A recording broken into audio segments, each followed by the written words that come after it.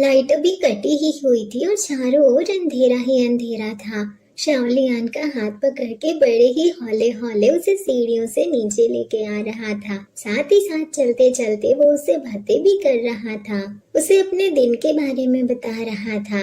शुक्र है कि आप आज हमारे साथ नहीं आए। अभी अभी जब हम लियान शाओ की बातों को सुनते हुए मन में सोच रहा था, हम अंधेरे में हाथ पकड़ के ऐसे चल रहे थे मानो कहीं घूमने निकले हो। उसकी बातों में एक अलग ही मिठास थी। मैं रोमन के बारे में बात करने की हिम्मत नहीं जुटा पा रहा था। मैं किसी चीज के बारे में बात नहीं करना चाहता था क्योंकि मुझे लग रहा था कि मेरे बोलने से इतना खुशनुमा माहौल बिगड़ सकता है। हम जब गार्ड के पास से गुजरे तो भी उसने मेरा हाथ नहीं छोड़ा और थामे ही रहा। शाओ और लियान फाइनली ऑफिस बिल्डिंग से बाहर आ ही जाते हैं। शाओ के चेहरे पे तो एक अलग ही चमक थी क्योंकि वो अपने सीनियर को वैलेंटाइंस डे का गिफ्ट जो देने वाला था। कार के पास पहुंच के वो कार की डिक्की खोलते हुए लियान को गिफ्ट दिखाते हुए कहता है, आपका गिफ्ट लेट से नहीं आएगा, ये आपके ठीक सामने ही है कार में। लियान देखता है कि सामने एक लिज़ार्ड थी और साथ में बगल में एक छोटा सा बॉक्स भी रखा हुआ था और पूरी डिग्गी फूलों से भरी हुई थी।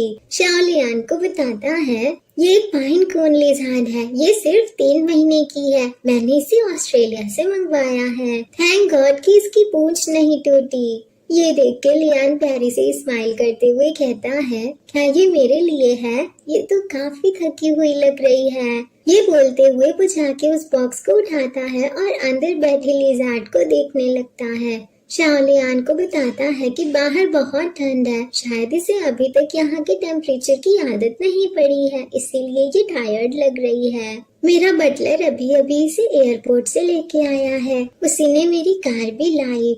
लेकिन प्लीज आप इस बात पे गौर करिए कि मैंने इसे अपने खुद के पैसे से खरीदा है। शाओ की बातें सुन के लियान उसे देखते हुए मन में सोच रहा था, बटलर, एयरपोर्ट, ये वाकई एक अमीर बच्चा है जिसके पेरेंट्स इससे बहुत प्यार करते हैं। जरूर इसने इस प्रीशियस क्रिएचर को लाने के लिए किसी को भेजा होगा।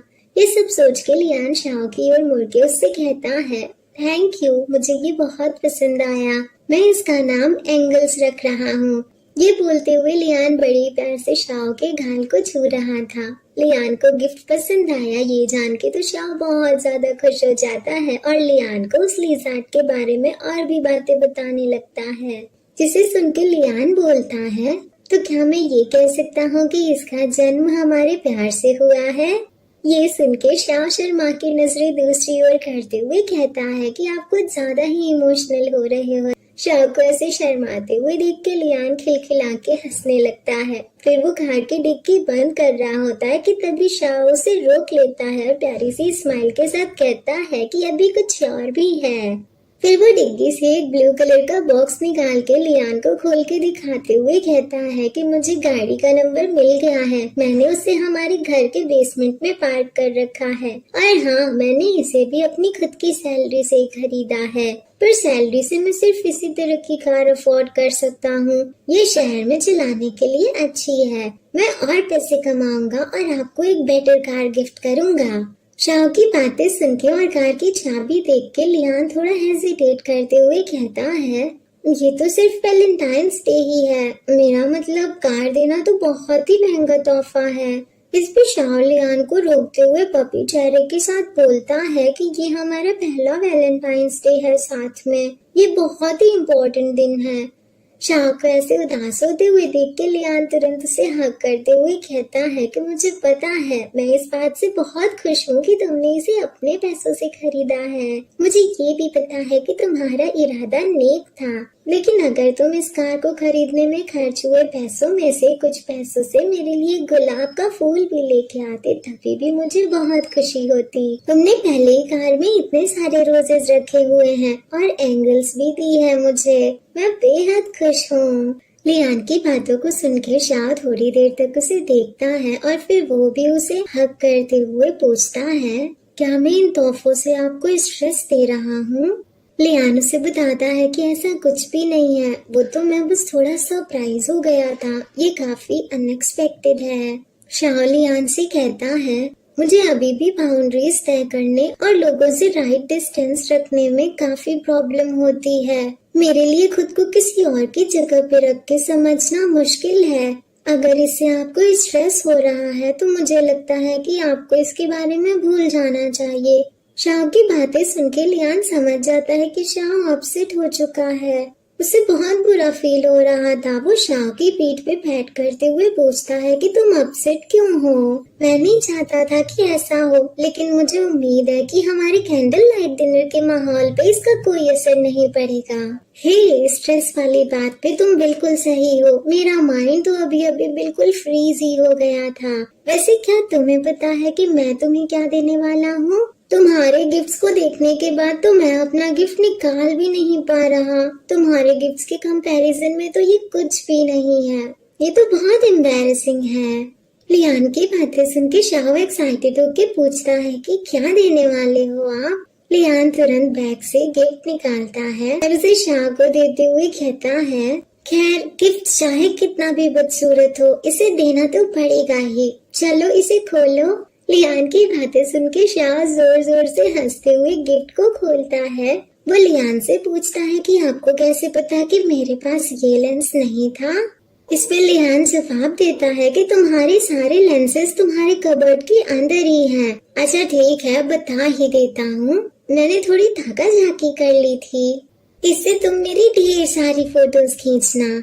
जब मैं झुर्रियों वाला बूढ़ा इंसान बन जाऊंगा तो मुझे अपनी जवानी और हैंडसम दिनों को फिर से जीने के लिए तुम्हारी तस्वीरों पे डिपेंड रहना पड़ेगा। शाह लियान को बताता है कि ये जो कैमरा है इससे सिर्फ लैंडस्केप फोटोग्राफी ही की जा सकती है। ये बात सुन के तो लियान एम्बैरेस ही हो जाता है क्योंकि उसे तो पता ही नहीं था इस बारे में। वो एम्बैरेसमेंट में बोलता है तो फिर तुम दूसरा कैमरा यूज कर लेना।